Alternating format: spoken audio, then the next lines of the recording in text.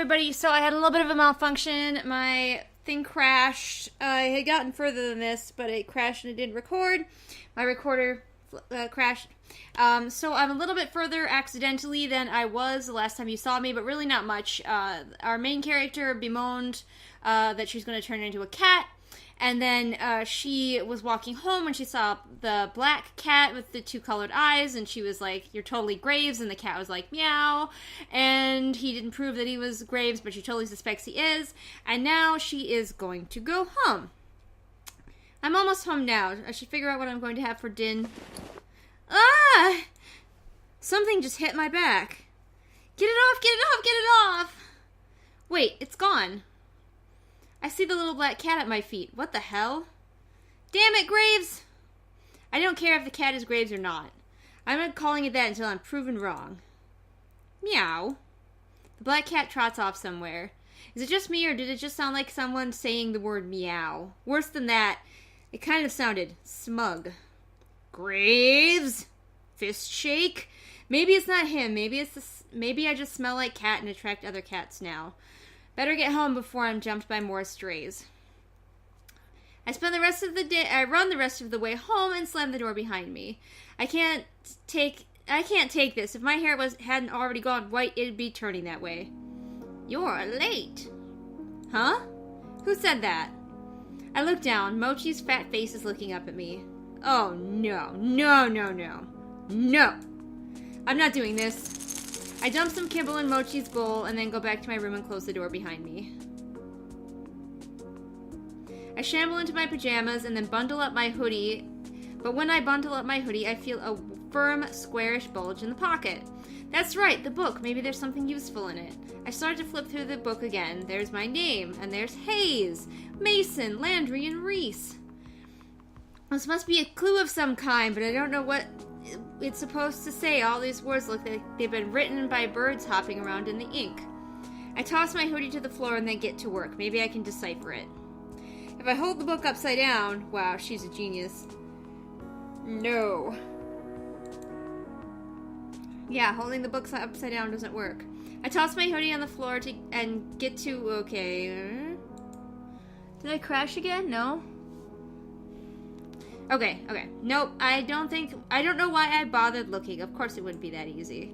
I try for 20 more minutes or so, but it's useless. Ah, I give up. Flustered, I drop the book. It hits my hoodie and ungracefully tumbles over. I shuffle them away with my foot and something tumbles out. What is that? It looks like it fell out of the hood.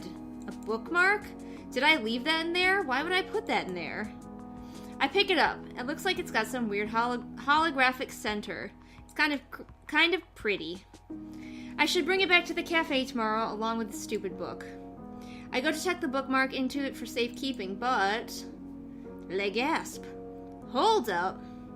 I can read with this. I don't know how it got there, but it's the key to reading this book. Oh, coinkydink. I think not. The Hallowed Covenant of Witchery. Oh, that sounds safe. You're definitely gonna summon Cthulhu. What? Reese did say something about witches the other day, did he? I don't remember him actually saying that. This might be a good lead to whatever's going on. I settle into the book and start from the beginning. Yep, definitely reading the Necronomicon. I've been doing this for days now. I wake up, go to work, come home, lose myself in the grimoire, and barely make it to bed before the sun comes back up. Lather, rinse, repeat. Listen to me. I'm calling the thing a grimoire now. I can't stop reading this damn book. Or mumbling to myself, I guess. But seriously, there's all this stuff about witches, covens, powers. I've never seen anything like it. Sometimes I don't even understand the words on the page, but they make me feel strange when I read. Oh, that's always safe. Yeah, definitely keep reading that. Powerful, I guess. Like if I keep going, they'll suddenly click into place and I'll learn something unknowable. It's getting to me, though. I feel haggard. My coworkers have pointed out that I'm getting some wicked bags under my eyes. I haven't told them about the book. I bet they'll think I've just been playing video games or something. Mrrr. This cat looks evil. He looks evil snowman cat.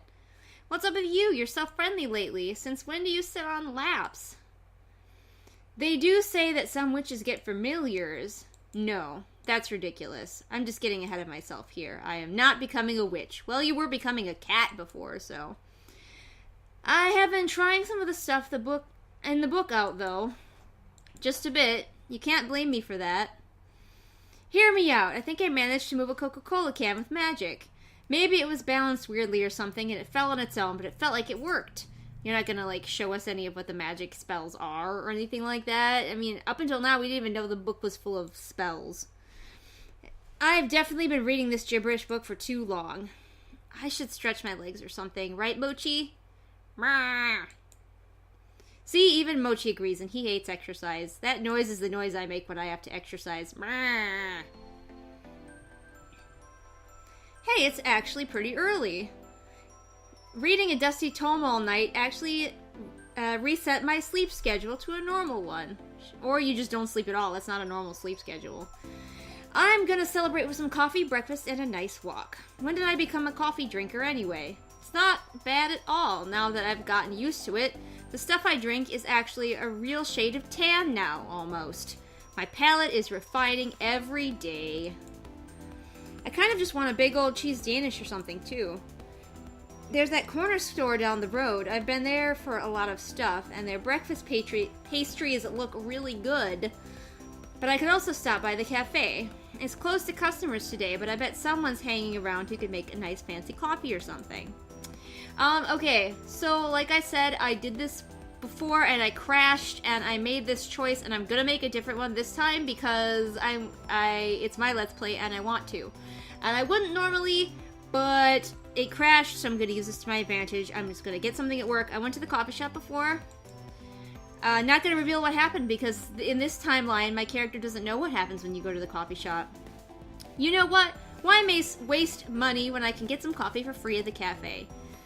I'm still not real great on the water-coffee grounds ratio, but better I learn with myself than with customers, right? Last time I tried to make coffee, it was a disaster. It came out as a gross brown water. That's what coffee is, gross brown water. I really have to learn to do this right. That is my definition of coffee, gross brown water. Huh, it doesn't look like anybody's here yet. There are some lights on in the cafe floor above, but I don't see anyone moving around inside. Maybe I was wrong about people coming here on their days off. Well, somebody's got to take care of the cats. Is it really just gonna be me hanging out at work like I have nothing better to do? Alright, let's go make some coffee and figure out what else to do for the day. Luckily, I just got my key. I could unlock the door and let myself in. Even though there are no people here, the cafe still feels busy with all these cats milling around. There goes Hash Browns, bossing around some other cat like usual. Now is making eyes at his own reflection on the floor. Is that him? I feel like that's him. Kotick in a cute little baby ball by the window. Is that him? Marina and Ian are watching some sun, catching some sun. Aw, Junta has a paw around one of the other cats like they're spooning. Who is it? I peek closer to get a look and maybe a photo. That's when I see a little seal nose sticking out. I pause. Is that Hayes? His ear flicks and one eye shoots open. It looks like it takes a moment to register what's happening, but when he does, his eyes dilate to the size of saucers. Avery? His tail puffs up and he backs away from Junta at surprising speed. He bumps into the wall and hops a solid 6 inches to the air in shock. Are you fucking cats? Is that what you do in your time off, Hayes? I mean, I'm not one to judge, whatever, you're a cat at the time, but seriously, I'm a one cat kind of girl. Hayes, calm down, it's just me. Junta was crying a lot, and then I just sort of... Oh, please don't make fun of me. Oh my gosh, baby, I would never make fun of you, even if you do fuck cats in your spare time. Junta is one of the newest cats. He's a sweetheart stray we found wandering the streets, but he scares really easily, so he gets clingy sometimes. Why would I do that? That was really sweet of you. Slowly I reach down and scratch Junta behind the ears. He's confused by all the commotion, but he doesn't seem too stressed about it. But you're so thoughtful about the cats. It's great. Oh, I guess so, thanks. I'm jealous, actually. I wish I could sleep in a pile of cats. Don't we all? It's pretty nice. Oh, look at the little smile! Look at it, so cute! He seems to have calmed down a bit, thankfully. How about some coffee? I could go for a cup, and I bet you could too. Okay. Yeah. I'm going to change back. Don't look, okay? You got it. Despite being around all these cursed cat people, I've never seen a transformation in progress. Maybe it's not something I'm supposed to see. Anyway, it's probably rude and creepy. As rude and creepy as watching someone get changed, so I'm not about to peek. Okay. Would you like a cappuccino? I'll go make us some coffee. That sounds great, thank you. So much for us learning to make coffee. Score! I don't have to mess with the coffee machine after all. She's smart. She's smart. Alright, I'm gonna save again. I sink into my favorite spot in the big circle couch and take a big old sip of my coffee. I could sit here all day. Maybe I will. Oh! Avery, you're here early. Yeah, I thought I'd come to see what everyone's doing. I've been cooped up in my house too long. Like, all night. So long. It's good to see you. I'll be doing some handiwork, but let me know if you need anything. Oh, don't worry about me. It sounds like you'll be busy enough. There's the door again. Hello, hello!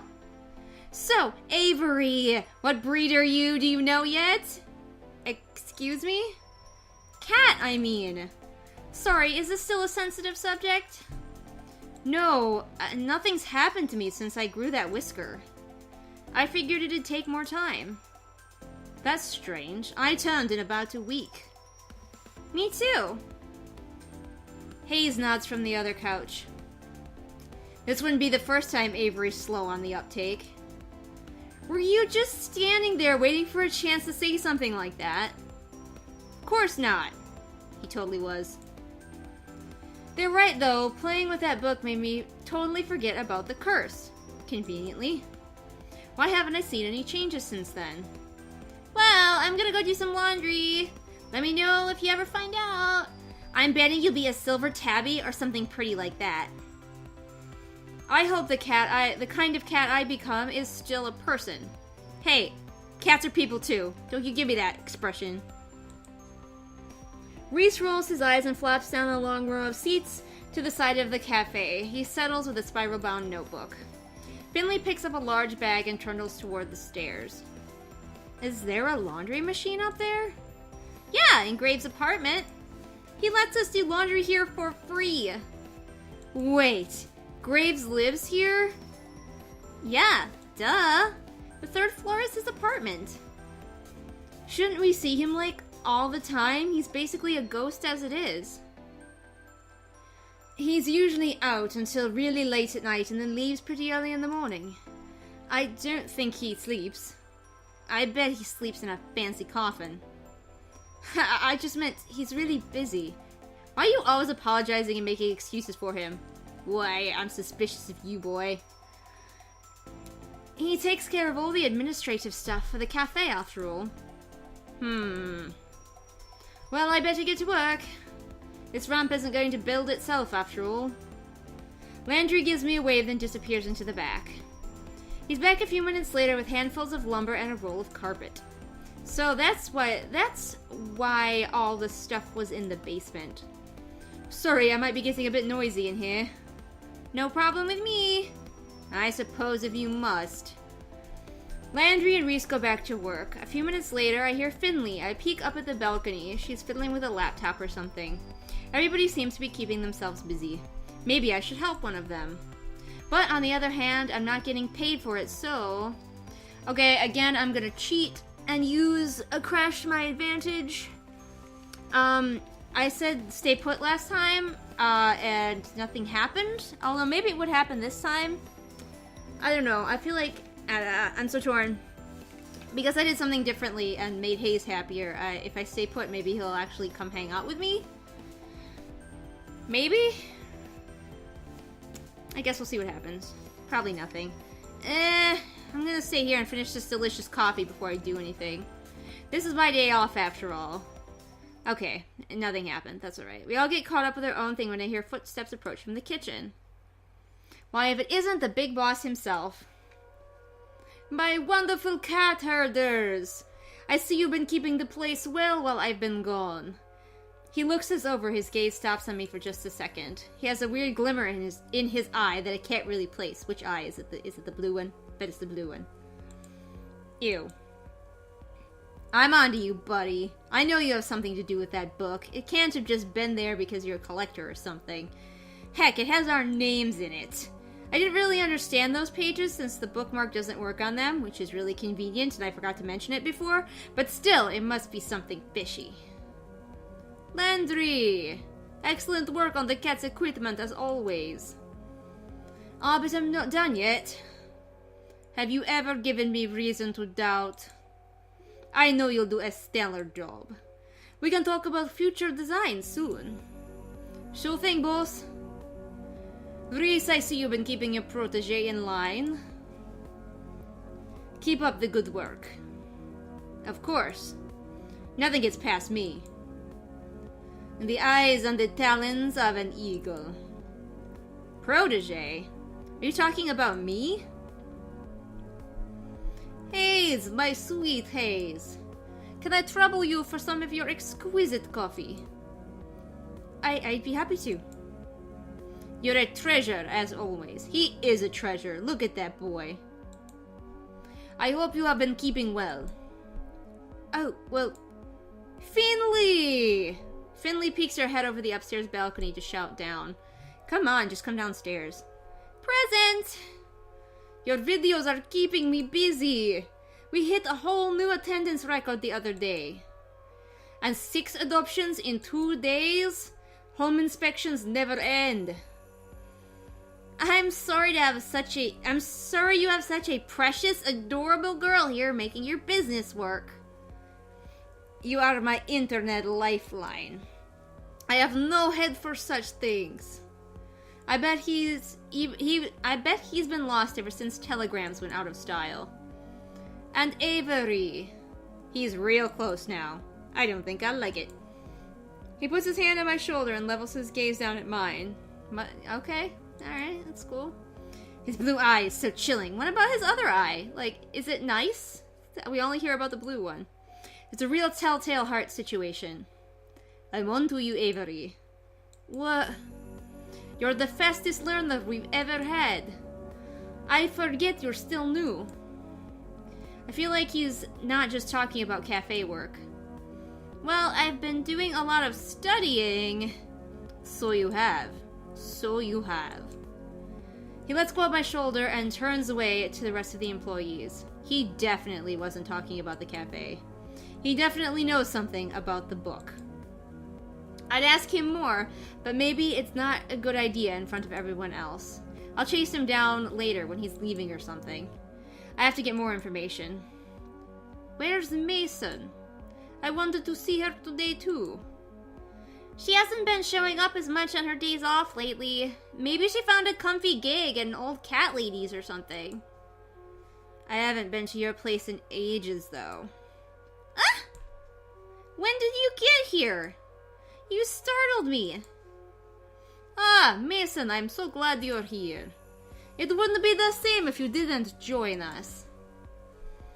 As much as I adore your cooking, today I'd rather give you a respite. You think I'm gonna cook on my day off? Ha!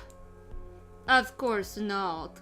That's why I will take the pleasure of providing you, my dear employees, with dinner today. But first, an announcement. He slips back into the kitchen for a moment. When he returns, he's holding a garment bag. No. You haven't even let me make the announcement. I know what that is. Absolutely not. Huh. For my more cooperative employees, then. With a surely practiced flourish, Graves unzips the garment bag and lets it fall to the floor. Oh no. No. Is that somehow both plaid and checkered flannel? I didn't know you could make a suit out of that type of material. There's a sort of appalled silence from everybody. Reese looks personally offended. Mason just straight up leaves. You go, girl. No appreciation for our new uniforms. And to think I had them made in your size, Avery. Try it on, Avery! She's still shouting from the balcony. I don't blame her. I wouldn't want to get any closer to that suit either. I'd rather wear a potato sack. And I went through such trouble to have it made. Check with us next time before you waste your time. 'Tis easier to beg forgiveness than ask permission, as they say. See, you knew we would agree to it. Well, I'll leave it here in case you all come to reason. Take some time to admire it. I'll be off on one last errand. I trust when I return, you'll all be treated to a wonderful meal. Until then, farewell. With that, he disappears into the kitchen. I'm going to follow him. I must see what happens when he leaves.